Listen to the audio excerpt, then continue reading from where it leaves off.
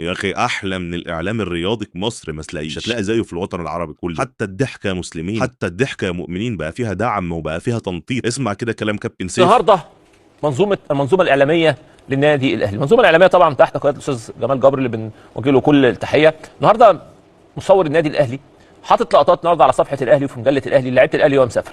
قعدت اتفرج على الصور، طلعت بحاجه واحده بس، ان هو الراجل بينزل الصوره دي كرساله من اعلام النادي الاهلي ان دي اللعيبه اللي مسافره. هي مش مساله لقطه وخلاص، هي مجموعه من اللعيبه زي ما حضراتكم شايفين كده. مفهومش واحد بيضحك، مفهومش واحد بيضحك.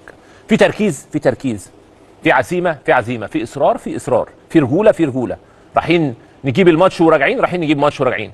في ندم، في ندم، في زعل، في زعل، لكن في هزار مفيش. ليه مفيش هزار؟ عشان ده مش وقت هزار.